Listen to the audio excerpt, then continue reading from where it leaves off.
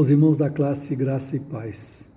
Nesse momento eu gostaria de estar desejando aos irmãos um ano novo, diferente, com muita paz, com muita saúde, e que cada um dos irmãos e irmãs seja alcançados com a graça e a misericórdia do Senhor, sustentando, livrando e guardando em todo esse tempo novo. Nós queremos estar debaixo da direção de Deus, segundo a orientação do nosso Senhor Jesus Cristo, em cada dia desse novo ano, para que realmente possamos glorificar e santificar o nosso Deus. Vivemos um tempo difícil, um tempo de pandemia, um tempo de caos, onde nós sabemos o que vai acontecer no amanhã, mas nós precisamos estar sempre, em todas as circunstâncias, dependendo do nosso Senhor e Salvador Jesus Cristo. Por isso eu conclamo a cada um dos irmãos da classe, que nesse tempo, nesse trimestre que estamos iniciando, nós possamos estar dedicando a nossa vida, a nossa mente, o nosso coração, nesses estudos para podermos crescer na graça e na sabedoria do Senhor. Que Deus abençoe a cada um dos irmãos e seus familiares, que esse realmente possa ser um ano de muitas vitórias, e que possamos, como servos do Senhor, estarmos unidos, estarmos juntos para vencer todas as intempéries que vamos enfrentar. Quero também conclamar os irmãos da classe a que possamos ter um ano diferente com respeito ao nosso estudo da EBD, de podermos partilhar juntos, de podermos trocar ideias em cada um dos estudos. Por isso eu vou estar passando aos irmãos a próxima lição sempre, para que os irmãos possam meditar, para que os irmãos possam considerar e possam dar os seus comentários para que possamos incluir nos estudos e que outros possam também tirar proveito. Eu creio que todos nós podemos ser abençoados nesse processo, todos nós podemos crescer. E eu cresço também com os irmãos, e quando os irmãos não têm a participação que nós tínhamos na classe, eu sinto falta, porque aprendo muito também com cada um de vocês. Por isso, vamos colocar diante de Deus as nossas vidas, vamos clamar ao Senhor por graça, por misericórdia, ao Espírito Santo que nos dê sabedoria para podermos crescer, para podermos realmente participar de uma forma diferente nesse novo ano. Nós vamos iniciar esse trimestre, o primeiro trimestre desse ano nós vamos considerar Gênesis, onde vamos ter uma série de questões, de assuntos que vai nos ajudar a podermos crescer no conhecimento, a podermos depender do Senhor, a podermos entender a história do homem e de como nós precisamos estar preparados para responder a cada um que pedir de nós uma razão da nossa esperança. Eu quero agradecer a cada um dos irmãos por o tempo que estamos juntos já nessa classe da EBD. E se algum irmão tiver alguém para indicar, que ele possa passar e eu possa acrescentar no grupo. Queremos um grupo esse ano de participação, um grupo que possa realmente interagir, para que realmente nós possamos vivenciar um novo tempo, uma nova etapa das nossas vidas. Louvado seja a vida de cada um dos irmãos e que Deus esteja abençoando ricamente durante todo esse processo. O livro de Gênesis nós vamos considerar hoje o capítulo 1. Mas antes nós vamos colocar algumas questões para os irmãos pensarem. Por exemplo, Gênesis, o Criador e a sua criação. Deus, Criador do universo. A humanidade, o ponto culminante da criação de Deus. E ao estudar o livro de Gênesis, encontramos resposta para algumas perguntas da vida. Quem criou o universo? De onde viemos? Qual a origem do pecado? Como se deu o início da nação de Israel, nação que Deus usou para trazer salvação à raça humana? Gênesis fala do único Deus soberano e criador de todas as coisas. E nós precisamos estar sempre lembrando disso, que há um só Deus, Criador e sustentador da vida, Criador de todas as coisas, aquele que era, que é e que será sempre. E durante esse trimestre nós temos 13 estudos que vêm falando sobre a criação do universo, sobre o ser humano e a razão de ser. O ser humano desvia do propósito de Deus, distanciando-se de Deus.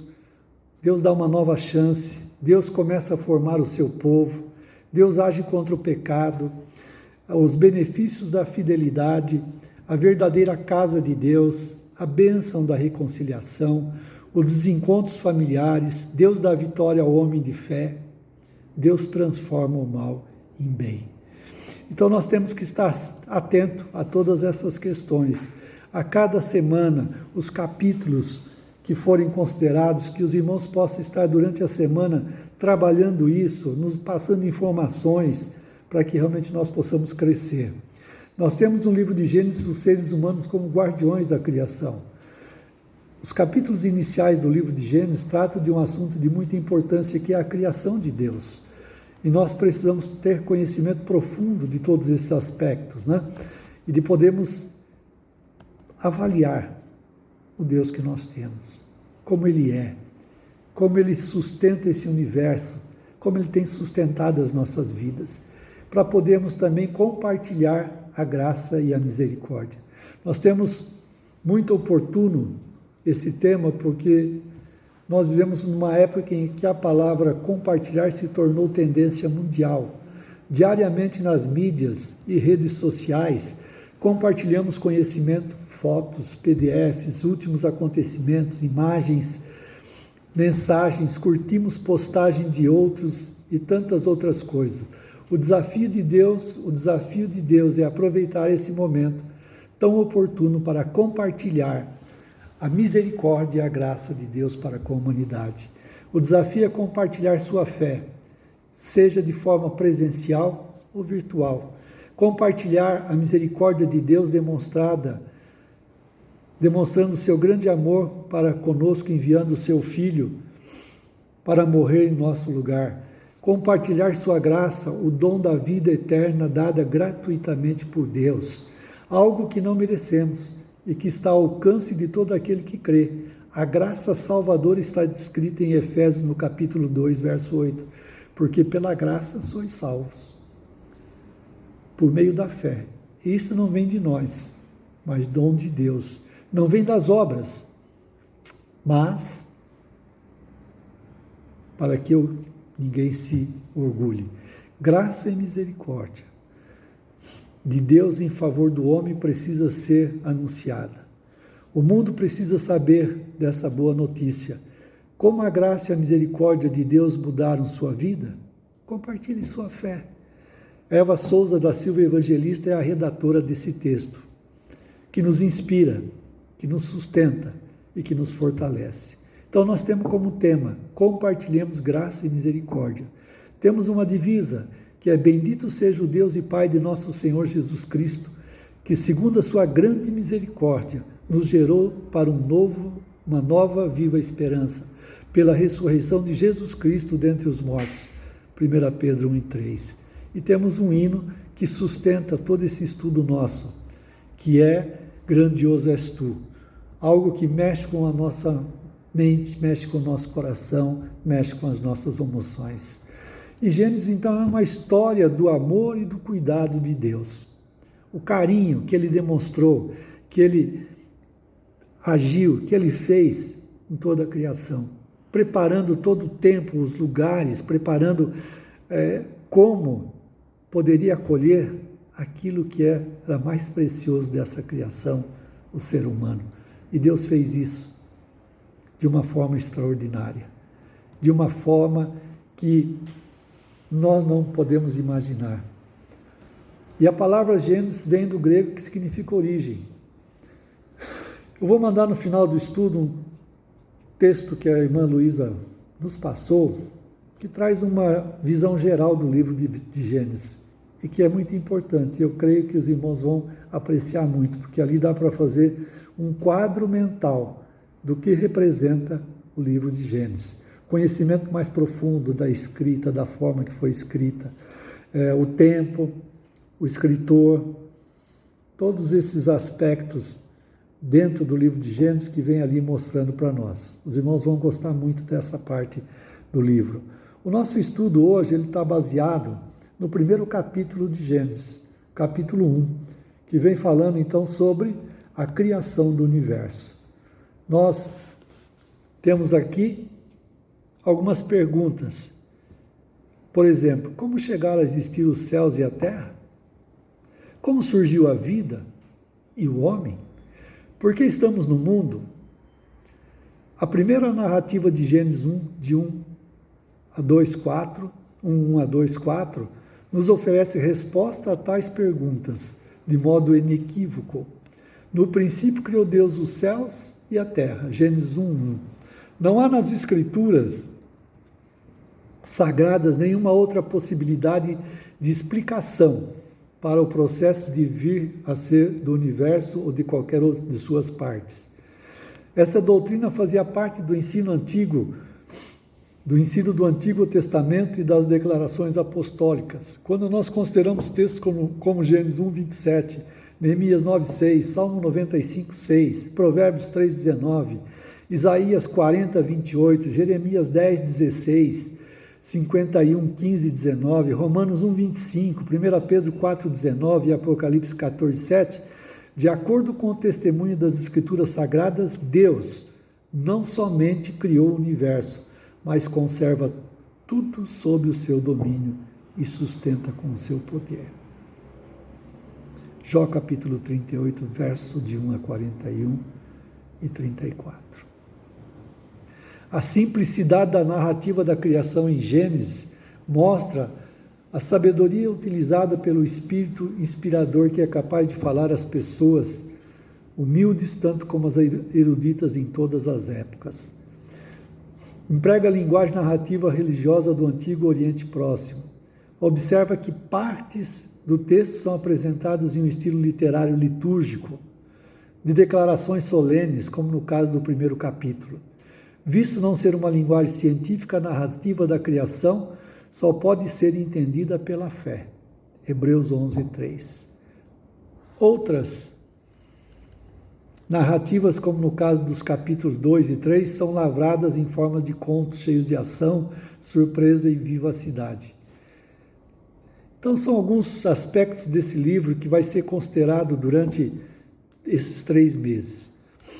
Nós observamos que o livro ele traz o começo dos céus e da terra.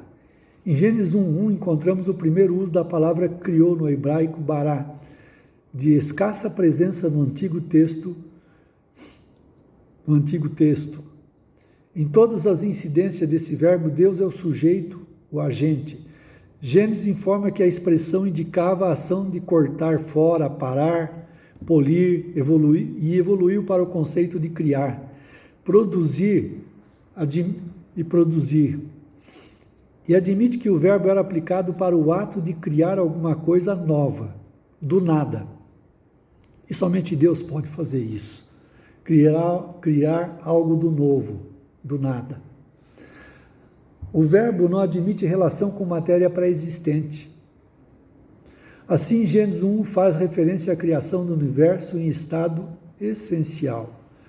Em 1:21, a criação da vida animal. Em 1:27, a criação da vida humana. E em 2:3, tudo que Deus tinha criado, revelando que o Deus da Bíblia é o Criador de tudo e faz parte do universo. Poderíamos admitir em Gênesis 1 que Deus tenha criado o universo em estudo rudimentar, um esboço como um pintor esboça preliminarmente sua obra-prima. Por isso, a declaração de que a terra era sem forma e vazia, mas o Espírito de Deus pairava sobre a face das águas. A expressão sem forma e vazia traduz o hebraico, o tohu, o abolu, que significa um lugar inóspito, sem vida, sem nada. E a cada passo de sua obra criatura, Deus viu que o que havia feito era bom. Em cada dia, no termo de cada dia, Deus havia feito, ele dizia, era bom. O retrato da obra criadora, como acontece durante uma semana de 7... O retrato da obra criadora, como acontecida numa semana de 7 dias, indica que Deus criou o tempo. e o que a sua obra foi ordeira e progressiva. A bem da verdade, não necessitamos exigir que sejamos os dias dessa narrativa como os nossos dias, como nós registramos hoje, de 24 horas. Evidências permitem pensar que a palavra dia no hebraico, yom, bem pode significar dia de 24 horas, quanto pode significar eras ou períodos de tempo. Nenhuma nem outra interpretação afetaria a questão sabática, especialmente se entendemos que a declaração de que Deus descansou de toda a obra que havia feito significa que o Criador chegara ao fim da sua ação criadora. Deus não estava inerte a partir daí. Então nós podemos ver que o começo da vida, ela vem em uma série. Criada por Deus, a vida animal começou nos mares, depois no ar, e em seguida na terra. Nós vemos que tudo isso tinha um propósito: preparar a terra para o homem. E depois, nos Gênesis, no capítulo 1, 26 a 30, vem o começo da vida humana. Deus criou a humanidade no sexto dia, capítulo 1, verso 26 a 31, depois de ter preparado tudo para ela. O ser humano é a mais nobre das criaturas, designado para sujeitar a terra e dominar sobre todos os animais. Gênesis 1, 26. Somente ele foi criado à imagem de Deus, o que habilita a adorar o seu Criador e a comunicar com ele, e o torna superior aos animais. À luz dessa narrativa diante do Criador, não há distinção entre homem e mulher. Ambos foram criados à imagem de Deus. A Bíblia não define bem essa questão da imagem de Deus ao homem. Deduz-se do contexto que seja aquilo que faz a humanidade capaz de administrar a criação e se relacionar com Deus. Ser responsável diante dele. Parece indicar a personalidade do homem. Seu aspecto ético, pois entre todas as criaturas só o homem conta com a capacidade para fazer distinção entre o bem e o mal. Que o homem e a mulher, macho e fêmea, tenham sido criados à imagem de Deus indica a nobreza dos dois sexos. Por isso, o nosso dever honrar nosso aspecto sexual, santificando-o nos propósitos do Criador, em vez de deturpá-lo pela prostituição, pelo adultério e pelo homossexualismo. Nós precisamos estar atentos a essas informações. Precisamos buscar ao Senhor, entender o propósito daquilo que Ele criou para o nosso bem, como seres humanos. E Deus viu que tudo quanto fizer não era só bom, era muito bom. Tudo que Deus tinha criado e eu desenvolvido correspondia ao seu propósito. O texto nos prepara para entender o contraste que a queda do homem em pecado apresentará. O trecho traz a narrativa começada em Gênesis 1:1, a sua conclusão. Retrata o descanso tomado pelo Criador. Implica que os humanos devem cumprir seus planos por realizações concretas e completas, e em seguida descansar delas. Trata, porém, do descanso realizado, não da inatividade. Deus não se tornou inativo. Deus tinha terminado aquela obra. Ele estava descansado daquela obra da criação, mas não se tornou inativo. O complemento do descanso divino é o descanso semanal humano para trabalho produtivo e satisfatório. O renovar as forças nossas como humanos. É significante a descrição da obra de Deus na frase que havia criado e feito. Significa que criou. E em cada caso, nós entendemos que desenvolveu e trouxe a sua criação até o estado de perfeição. O homem pertence a Deus por criação.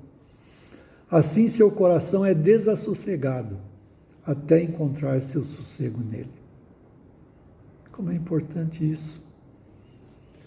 Não vivemos desassossegados, mas sossegados quando nós encontramos o sossego no nosso Senhor. Por isso Jesus diz: vinde a mim, todos que estáis cansados e oprimidos, e eu vos reanimarei. Então, como nós podemos aplicar isso para a nossa vida? A doutrina da criação exige que os corpos celestiais não sejam tomados como divindades, mas vistos como elementos funcionais do universo, criados pelo único Deus e a Ele sujeito. São testemunhas do poder de Deus e motivos de louvor a seu nome. Daí que o apego a anjos, cristais e outros elementos da natureza como objeto de adoração ou como amuletos contraria a palavra de Deus. Precisamos estar atentos a essas questões. Muitas vezes estamos tendo amuletos ou alguma situação que não agrada a Deus. Precisamos avaliar, tirar do nosso viver, deixar de lado, olhar para Deus, para Jesus. Os animais como os astros e luminares são simples criaturas de Deus, feitas para o bem do homem. Os céus, a terra, a vida animal, vegetal, consta de uma herança que os humanos têm recebido e que devem manejar bem diante do Criador. A violência praticada contra a natureza, desmatamento, extinção da vida animal, pela caça indiscriminada, abuso no consumo de água e energia, deve ser encarada como um pecado contra a humanidade. Mas, acima de tudo, pecado contra Deus. São algumas questões tratadas nesse capítulo 1, que nós precisamos nos aprofundar dele. E gostaria que os irmãos estivessem, nessa semana, ainda reavaliando essas questões, buscando mais informações na dependência da ação do Espírito Santo nas nossas vidas. Eu creio que nós podemos crescer muito nesse trimestre, para a glória e honra do nosso Deus Todo-Poderoso. Que os irmãos possam ver em cada passo da criação destacada no capítulo 1 de Gênesis, como Deus, de uma forma abençoada, preparou tudo isso que nós desfrutamos hoje.